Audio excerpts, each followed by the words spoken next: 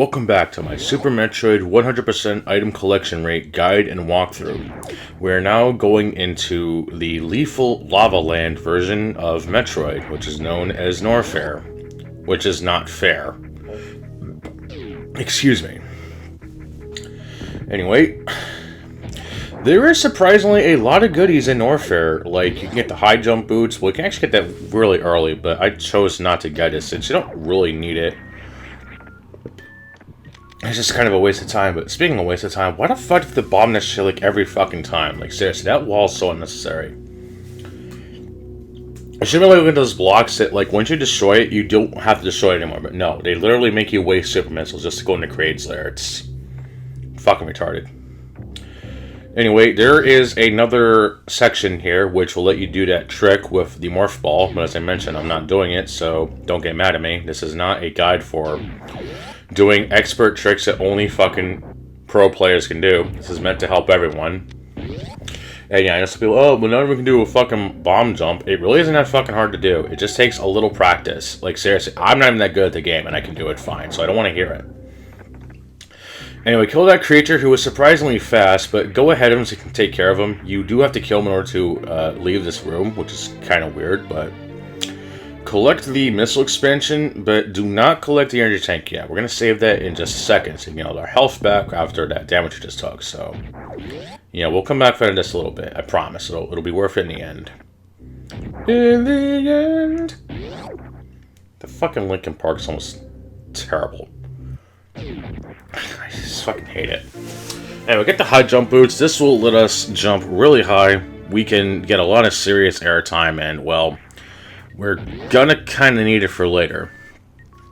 You can disable it though if you want, which is a great thing about this game, is that any abilities you find you can actually disable. So if there's like a particular ability that you don't want, or with the ice beam later, which I might actually disable actually when I resume recording. Because there's some areas that's just very annoying, and the ice beam actually takes longer to kill enemies, which is kind of funny. It's probably the design choice, though, since they want you to use the ice enemies as platforms, which is kind of cool, but it was also like that in the original Metroid as well as its Game Boy sequel, so I'll live, I guess. There is a green super missile door, though, and I seriously hate these because there's no way to open them from the other side, so they essentially act as little one-way trips, and they cost a super missile. It's extremely annoying. The blue ones you can open with anything. Those just take the beams. But the green ones, they can only be opened by super missiles. Seriously, you're gonna fucking kick yourself if you try to see one of those from the other side. Anyway, go this way. There is a missile that we have to get in this, and I think in the next room, I believe. And speaking of missile, go ahead and use another missile to open that. I use as super missiles because it's all it is. Since I don't really use the regular missiles a lot, honestly, there's just kind of no really need to. There might be one exception, but we'll get to that a little later. I think it's here, I think, the next pickup. But yeah, this is another pickup that's not listed on the map, which is weird. I mean, I know this is the first game to actually have a map, but it's like, what the fuck?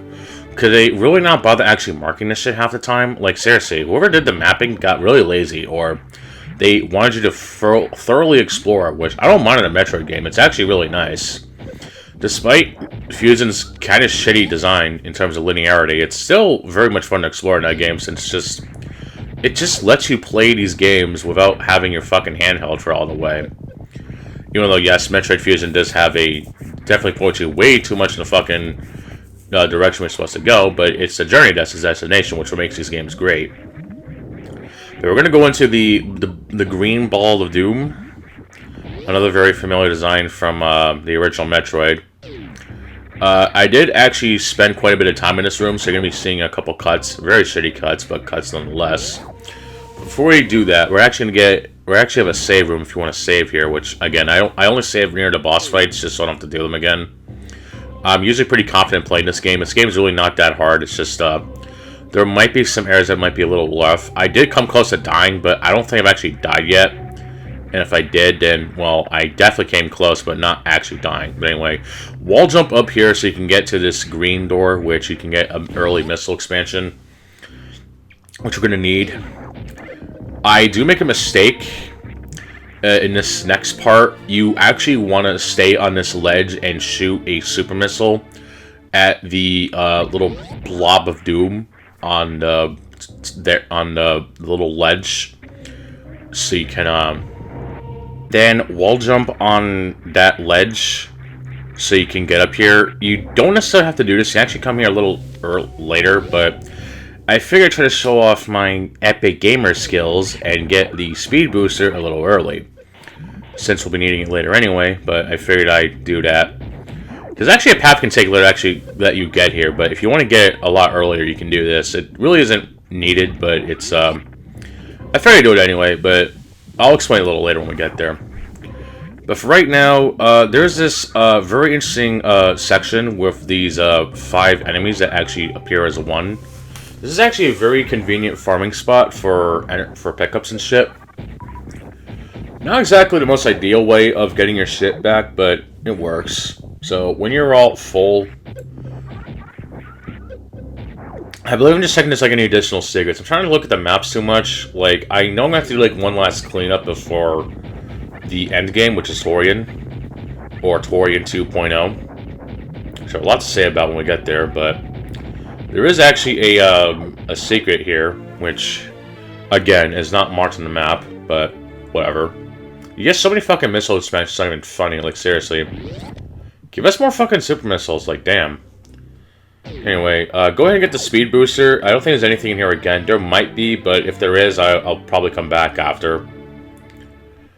You mainly just want to make sure you have a lot of missiles or super missiles. Like, I think the most you can get is 50. So once you have that, you're pretty much set, and the missiles are just kind of more or less filler. You may want to keep an eye out for super missiles, power bombs, and of course the energy tanks, since those obviously give you more health, so you can live longer. And of course the grapple beam, which we'll be needing later. But go ahead and leave this area. We're pretty much done in this area, although we will actually be getting, I believe, one more missile expansion. Oh, by the way, if you're trying to go up to that ledge for that slightly easier skip, you should probably shoot those since they'll get in the way. Their Medusa patterns from Castlevania can really piss off a nerd, so make sure you distinguish them or you'll suffer the consequences. Now, I actually make a mistake here because there was, again, a missile expansion I missed. I'm like, ah, shit. I think I see it in a second. I'm like, wait a minute, what the fuck? How did I miss that? But anyway, I actually do a somewhat weird trick. It probably isn't intended to be like this. Like, I didn't feel like going all the way around, so I do another bomb jump, which doesn't take me too long to get. Like, I don't know how the fuck I missed this. Like, I don't know why I did not get this earlier, but I guess I didn't. I apologize, this guide's 100% perfect. I know there's like plenty of people who do like speedrun tutorials who know a lot more about these games than I do. Like, I just really enjoy them, honestly. And if I have such a passion for it, I'll do a guide, and if not, then I'll just do a no-com run. That's all there is to it. Like, no reason to really cover games. It's just, I have no real strategy for. Since, you know, what else can I say that hasn't already been said? You know, I don't know. I just like these games. They're very fun, and I like to provide commentary while showing off my skills and hopefully show off some strategies that hopefully can be passed on for future generations to come. Anyway, this is the next room, excuse me. This is where we have to go when we... No, wait, this is another room. Shit. My bad. I keep forgetting. This area is so fucking easy to get lost in, I swear. There is a room later on where you will have to go through when it gets to Lower Norfair, which is interesting. But here is a shortcut to get from that area to that save room, so keep that in mind. Also, when you get the ice beam, don't actually shoot, because you'll actually freeze those dudes, and one of the reasons you can't fucking destroy enemies who are frozen with a speed booster. It makes 0 sense. There's a lot of things in this game that make no fucking sense, honestly, but we'll get to that a little later. Anyway, here's another similar designed room from the Nintendo game. There is actually a very convenient spot here. I don't think there's a secret here, but there is actually these dudes again who... I think this room was made just for that in mind, but I show it off in case. I actually come back here a little later to utilize its full functions. But right now we got these lava creatures who shoot fire through their hands. It's really weird. But anyway, this is the room I was talking about. This is where you have to go to in order to access, I think this is it. There's definitely one room. We can't go for there yet, but we'll come back a little later. Yeah, this is the room we have to come back to later, where we'll get access to Lower Norfair, but you need both the space jump and the gravity suit in order to get there. I mean, you probably could get there with just the gravity suit, but it's... Who the fuck does Lower Norfair before Meridia? I don't think you can do that. Because you need the gravity suit for Meridia, since that whole fucking place is one deep underwater adventure, and trying to go for that with the slow motion is so impossible. It's not even funny. But anyway, here's these little floating dudes. They don't really attack, although that one doesn't do anything. But this one's a little. This one is a little lighter, I guess, or whatever. I don't know what the fuck I did that, but this one will actually descend when you land on it, so be mindful of it. These dudes will pop out of the ground. They take a lot of shots with this phaser beam, but we'll be getting a wave beam in just a second. I don't know why I went down here. I went the wrong way. I think you can actually leave from here, but I don't know what the fuck I left this in, honestly. It's like, you can definitely tell it's a little rusty at this point, because I'm like, I have not played this in forever. What are you doing? What are you doing? You're busted. No, wait. Fuck, what was that quote again? What are you doing? Oh no, we're busted. What are you doing? God, the game is fucking terrible. Anyway, I think I actually do like a sneaky little jump here. Yeah, I do. Okay, there we go. We have to go through here in order to get the wave beam, which is a very interesting... I think I have to actually come here later with the grapple beam or whatever to get it, but again, this game is so interesting designed that you don't really need it, honestly. Like, even the most basic wall jump will take you just a little bit of damage, and that will just get you this very powerful beam. We can now finally shoot through walls, thank God. And unlike in Metroid 1 and 2, we don't have to fucking swap, as I mentioned, they all stack, so... Now we have probably the most powerful beam we have besides the optional ice upgrade, so... We're definitely going to be doing that a little bit later, but... Go for those spikes. Those are a false spike, so you can fall through, which is a little weird, but whatever. I do actually trim a lot of footage because I tried to go back, but I kind of ended up losing a lot of health. So you're gonna be seeing that in a second. Also, shoot that door just because, you know, not really necessary, but I do it anyway because, you know, gotta show out them doors. But yeah, I trimmed out a lot of footage. Because I was a little low-key lost. I didn't want to waste people's time. This is a guide, not a fucking, you know, no-com run where I make a lot of mistakes or whatever. So, you know, this is to get through the game. I don't know if I'll be able to clear this under 3 hours, if I'm being honest. Like, I love this game, but whether I do or not is not the point. The point is to hopefully guide you through this game with some strategies that almost anyone can do, and just hopefully get you that honor of saying... You beat one of the greatest Super Nintendo games that's ever been made by Nintendo on the system. Like, seriously, this game is so good. There's, like, no reason not to play it now. Like, I think it's on Nintendo Switch. I don't know if it was added at launch, but if it is, then, you know, play it. It's good. This game is so fucking good. There's really only barely any issues of it. And even though this game, I think, is just as good as, say, Doom... This one just doesn't have the same appeal to Doom as me, although it definitely is fun to play, but mainly in shorter bursts. Doom is just a lot more fun for me, but that's not to give any credit of this game away, because this is a very well-designed game. A lot of fun stuff you can do, so much shit to learn. You know, even if you're playing for the first time or the 100th time, there's always something new to learn, and, you know... You pretty much play however you want. That's really what makes these games fun. Like, all this linear shit nowadays, it just gets really tiring. I'm not going to go into another tirade of that, but... Even games like Metroid Fusion, as much as linear that is, there are still a couple forks in the road you can take. Like, you still have to do that final cleanup before fighting the final boss, but... There is still that sense of exploration and just freedom in some ways, if that makes sense. This one is just a lot more, let loose and just lets you get lost in a game like this, and it's just...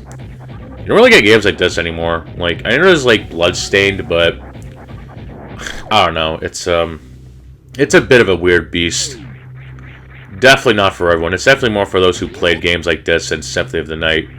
It's, definitely a relic of its time, and there aren't really many games that actually come close to replicating this, so I'm really hoping Dread will bring that magic back, but it being a modern Nintendo game, it either might be just passable to where, you know, it gets the job done. Hopefully, a lot of things will be resolved. Better than another fucking cliffhanger like fucking Kingdom Hearts 3 or Shenmue 3 did, though, seriously. A fucking sequel of a game that people want for so fucking long, yet it's another fucking cliffhanger, and yet the story and plot are also shit. Anyway, now we get the speed boost. We're actually going to go through here because we need to get the Ice Beam. Ice Beam! Yes, every time I mention Ice Beam, I will always quote, I think it's Iceman from X-Men. That's the dude, I think. And, of course, playing, Marvel vs. Capcom 2 back in the day. That game is so fucking good. Very unbalanced, but a lot of fun. Unlocking the content was a bit of a bitch, but, you know, that was just the joy of it, I guess. Not my favorite way of unlocking stuff, but it still had content, so, you know, just the way to unlock it was just extremely tedious. Just play fucking arcade mode over and over again until you got enough points to level up or something, and just buy stuff for the shop. Then you get the character calls and the stages, and I think your ultimate reward is, like, being able to pick... you can actually unlock having mixed teams, so you can actually have 3 cables completely decimating the game. It is nice that the 360 and PS3 versions let you have everyone unlocked with the characters ready to go and letting you have mixed teams right away. But you don't think you can get it anymore, which really sucks. But whatever. Anyway, this one's a little tricky. This is like a little tutorial for the Ice Beam. Ice Beam. This section will let you freeze most of these enemies. You can't kill them though, but you can still freeze them. Now that's for later. Oops, sorry. Go ahead and leave this room. You have to go through the little gap here. There's that little fast as fuck boy. He won't be proving too much problems, but now that you have the Ice Beam, you can actually access the rest of Brinstar, which we'll be doing in the next installment. I believe the next 2 installments are going to be some filler, so after this, we're not going to be really doing a lot of actual boss hunting. We're just going to be, or rather, should I say, bounty hunting. But we're going to... before I continue, there's a little cheeky edit. I actually had to look up where to go next, because I know there's an early power-up you can get, thanks to recent memory, but you actually have to go fight, Crocomire, who... Holy fuck, that fight is something else. Like, it's not a terrible fight. Like, it's a lot more interesting than fucking Spore Spawn, but it's just... I really don't know. Like, it's just... I don't know what more they could have done with him. Like, apparently there was supposed to be, like, a miniature version of him. There was going to be, like, an enemy, but they scrapped that. And he was also supposed to be in Zero Mission, but they scrapped that, too. I really have no idea what significance he would have in Zero Mission to begin with. But apparently there's like a ROM hack, I think, that brings him back, and it's interesting. But before we continue, there is actually this room right here, which...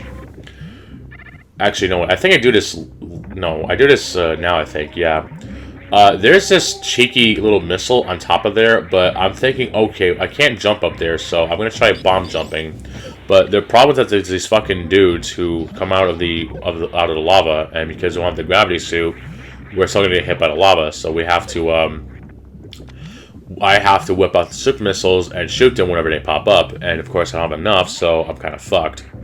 Okay, so this is going to go, but once they appear, I shoot them, you know, definitely want to take care of them if you're having problems, but again, it may not be worth the waste. I try to do the bomb jump, but it doesn't work because I think you're like locked into a certain direction. You can't like unmorph, or else you just, you know, you lose all momentum, just fall down on the ground like a fucking rock. But I do trim that out because apparently these platforms can be destroyed by the bomb, but apparently I bomb it in such a weird way that I don't actually blow up the rock, the platform, funny enough, and so what I end up doing instead is I try to make a very elaborate jump, which, funny enough, I can make just like a very simple wall jump and just get that shit, but we're not going to go for that green door. It's an absolute waste of time, but thankfully that missile is marked on the map, so you know what's up.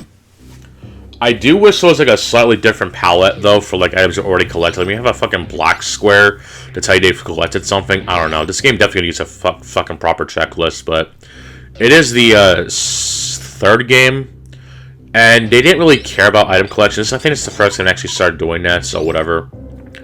But anyway, once we yeah, over there's a speed boost, but we can't like do anything. I think I fiddle around a little bit. It's like, maybe I could try to get there early, but I don't think I do, so I kind of fuck around a little bit, and I'm like, you know what, fuck, let's just go fight, what's his face? Yeah, we're gonna go, oh wait, no. I unlocked the door, then I, yeah, I think I actually try to do this, I think, and just, before I actually fight Crocomire really quick, I just want to mention that this fucking boss is just, I can imagine being like another highlight for, Metroid, since it's, this fucking boss is just like a wall of death, and apparently the trick with this fight is to, you know, have it not close in on you, because there's like this spiked wall of death. It's like the one from Kid Chameleon, but it's pretty fucking close. And you have to keep shooting Crocomire until it falls to the lava. Now, apparently this boss is so strong that it can't actually die from missiles. You have to actually have it drain inside the acid, which, yes, there is acid in this game. And even with the gravity suit, you still take damage, which is interesting. That lava right there, that won't hurt you, but the acid will. And I think they did this because there's actually an energy tank you can collect. And they didn't want you to do it cheaply, although I do it the cheap way anyway, but I kind of messed it up, but you'll see it in a second. But I think right now I was collecting the, filling up my energy, because we're gonna go fight our boy. Or actually, no, wait. I don't know what the fuck I'm doing. What the fuck am I doing? Why did I leave this in? Fuck it, I don't care. We're gonna have all these moments, I think. I really don't care. I'm like, okay, trying to do speed boost. You know, there might be a way to get through there, but I don't know. There might be a way to do it, but I don't know. I think at this point, just go fight him. So fuck it. Okay, here we go. We're gonna go fight Crocomire. So now that I got that out of the way, the trick with this fight is very simple. Just shoot him in the mouth when he appears. You can pump super missiles, and I think if you shoot super missiles, actually make him back up more, so it does more damage. But because I did not collect a lot of super missiles, I'm gonna run out very quickly. So what you want to do is shoot use your charge beam, and also try not to shoot him when he does that with his arms, because he'll actually block it. He won't like repel it, but he will still. It's gonna miss, and you don't want that to happen. So just keep firing. Try not to let him move any forward at all, because the longer the fight goes on, the more time you're gonna waste. And while there's no real time limit, this fight can, if you let it drag for too long, it's essentially a tug of war that almost impossible. And no, you can't go through him. You actually have to let him step on those uniquely shaped blocks that only when he steps on would just fucking fall. And no, you don't get the satisfaction of watching him out. I'm sorry, but I want to get flagged by series on YouTube, okay? We can't have blood and gore on this channel, okay? This is a TV cheat channel, okay? You know, this is a family-friendly channel. You know, we can't have that shit. But anyway, I think I go ahead and mention the Shine Spark, whatever the fuck this is. So the speed boost is a very unique ability where you can store your charge and you can, like, you know, do that. But every time you do that sort of thing, you actually lose your energy. I don't think you can die from this, because if you go to like 1 energy, you'll stop in your tracks, but you get hit again, you're fucked. Now, the fucking Shine Spark, or whatever the fuck, I think it's a technique where whatever it is, I don't know. I'm not a Super Metroid nut, sorry. But what I'm trying to do is like do a tackle to the right so I can get the fucking energy tank there, but seriously, fucking Metroid Fusion, despite it not being as technical as this game, at least it's actually fucking easy to do. Like, what the fuck am I doing wrong? So I think I just say fuck it, and I try to go for a jump, because I want to try to be fancy, but it's not working. Even if I get the energy tank, I'll get my health back, so I'm not worried about that. It's just, I'm trying to fucking get there, but it's not working. I'm like, oh shit, I run into the wall. Yeah, I actually run into the wall. Yeah, I know, what a fucking dumbass, I know. But anyway, you actually have to do this anyway, since, you know, you hear the noise, and then you see a fucking giant skeleton of doom. It tries to attack you, but very shittily, I might add, but it crumbles, and he's dead for good, so don't worry. He won't be coming back anytime soon. But anyway, use the speed booster, which, don't forget to shoot that door, by the way. Thank you, player. Anyway, use the speed boost, use the distance you got from that little jump scare right there, and you do it like a big leap of faith. and a nice little wall jump or two, and you'll get your energy tank. You still have to go through the acid anyway. You're meant to come back here with the grapple beam, but, you know, this game is so well designed, you don't really need to worry about that. So just do a couple jumps. I think I get hit like 3 or 4 times. Yeah, look at that. Even after I fucking do a wall jump, I still get hit. Come the fuck on, game. Get out of here. But anyway, now that we've beaten Crocomire, we can move on. He's not necessary to fight to beat the game, although he's still a pain in our ass, so we're gonna kill him anyway. We are gonna get an early power bomb, which surprisingly I don't know how people usually do this trick, but what I end up doing is just to, you know, not waste time. And surprisingly, oh no, wait, there's a power bomb. There is a bomb jump actually at my first attempt. Like, I actually had the timing down so well, it's not even funny.